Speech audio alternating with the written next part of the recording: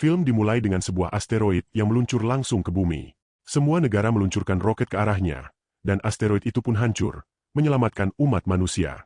Sayangnya, senyawa kimia yang jatuh ke bumi dari roket-roket itu menyebabkan semua hewan berdarah dingin bermutasi, hingga mereka mulai memakan manusia dan mengubah mereka menjadi monster pemangsa yang agresif. Akibatnya, 95% populasi manusia dimakan dalam waktu 1 tahun. Sisa manusia yang selamat mulai bersembunyi di bawah tanah untuk menghindari serangan. 7 tahun kemudian, kita melihat Joel Dawson yang tinggal di salah satu bunker yang disebut koloni bersama timnya yang merawatnya setelah orang tuanya meninggal. Joel juga masak untuk semua orang di koloni karena dia tidak tahu apa-apa tentang bertarung dan mengalami masalah beku ketika terjebak dalam situasi berbahaya. Para penyintas lain di koloni sudah mengatur kehidupan cinta mereka, kecuali Joel. Dia terus memikirkan pacarnya, Amy, yang terpisah darinya saat evakuasi. Joel memutuskan sudah cukup, dan meminta anggota timnya untuk ikut dalam pencarian Amy. Mereka memberitahunya bahwa koloni Amy berjarak 85 mil di Jenner Beach dan dia mungkin tidak akan selamat sampai ke sana. Sebelum Joel meninggalkan koloni, timnya memberinya peta dan busur silang, serta memberitahu bahwa segala sesuatu di permukaan akan mencoba memakannya, jadi dia harus menghindari pertarungan dan lari dari situasi berbahaya. Joel melangkah keluar dari koloni dan terpesona melihat permukaan lagi setelah 7 tahun. Dia mengecek peta dan mulai menuju barat. Saat melewati desa yang sepi, Joel menemukan katak raksasa. Dia mencoba lari, tapi katak itu menyerangnya dan mulai menarik Joel ke arahnya. Tiba-tiba, seekor anjing muncul dan menggigit katak itu, sehingga katak itu melepaskan Joel. Anjing itu membawa Joel ke sebuah kendaraan tua yang menyelamatkannya dari katak. Joel belajar bahwa nama anjing itu adalah Boy dan berterima kasih kepada Boy karena telah menyelamatkannya. Joel kemudian tertidur saat malam tiba. Keesokan paginya, Joel melambaikan tangan kepada Boy dan meninggalkan kendaraan untuk memulai perjalanan lagi, tetapi si bocah ingin ikut bersamanya dan Joel mengizinkannya. Si bocah juga ingin membawa baju pemilik lamanya, yang dimasukkan Joel ke dalam ranselnya, dan mereka mulai perjalanan bersama. Di tengah jalan, Joel memetik beberapa beri untuk dimakan, tapi si bocah memperingatkannya bahwa beri itu beracun, jadi Joel memutuskan untuk tidak memakannya.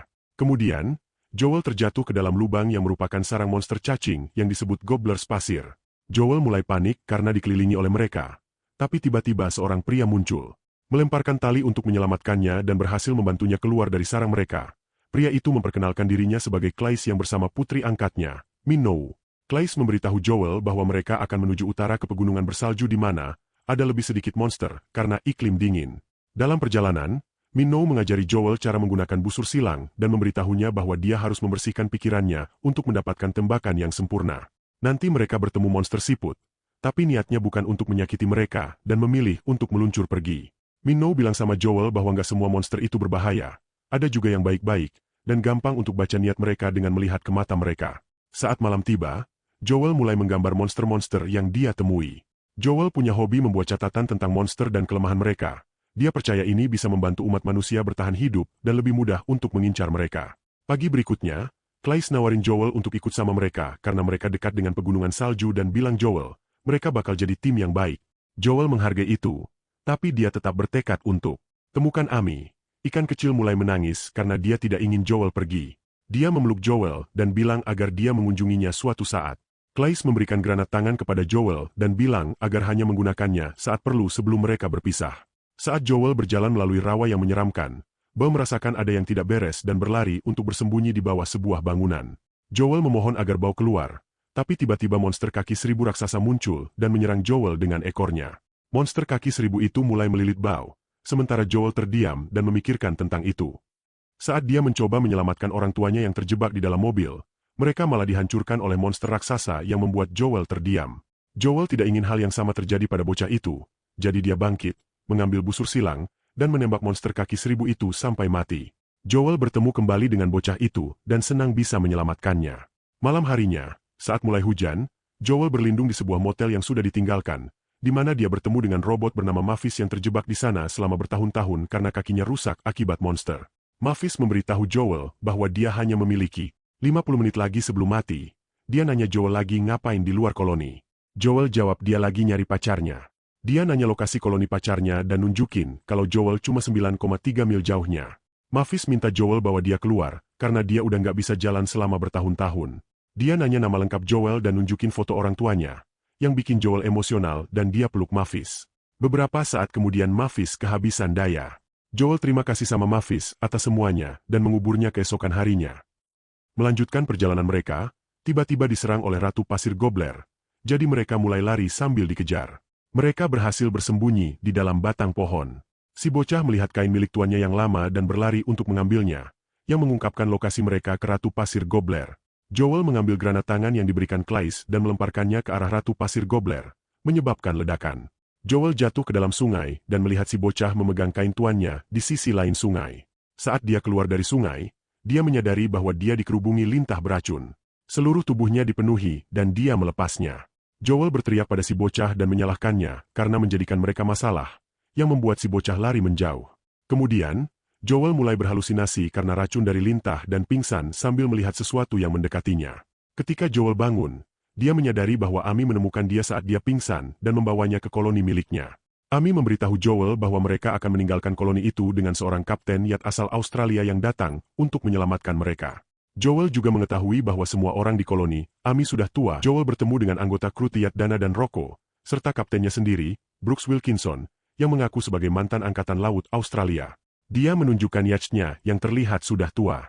Brooks juga mengundang Joel ke sebuah pesta yang akan mereka adakan nanti.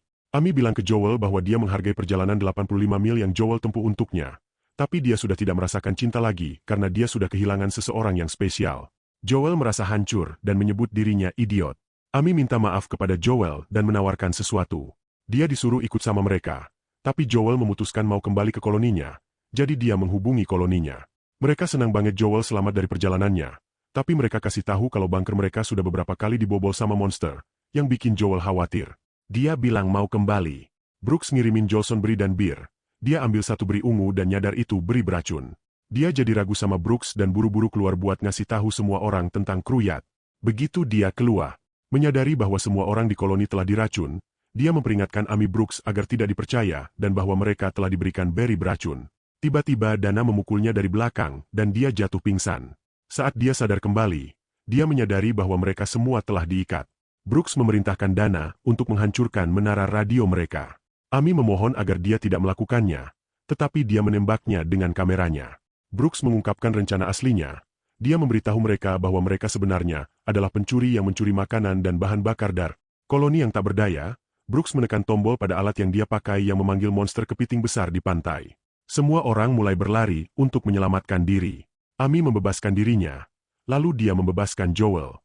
Amy menyerang Rocco dengan bingkai logam, sementara Rocco mencoba menembaknya, tapi Amy memukulnya dengan keras. Joel mengambil sebuah batang logam saat monster kepiting itu menyerangnya, dan dia menggunakan batang itu untuk membalikkan monster kepiting itu ke punggungnya. Brooks menekan alatnya lagi, membuat monster kepiting itu bangkit kembali. Sementara itu, Amy sedang bertarung melawan Dana, tapi dia diserang oleh Brooks dan jatuh pingsan. Brooks bilang ke anak buahnya bahwa mereka akan pergi dan kabur dengan semua barang mereka di perahu. Tiba-tiba bom muncul.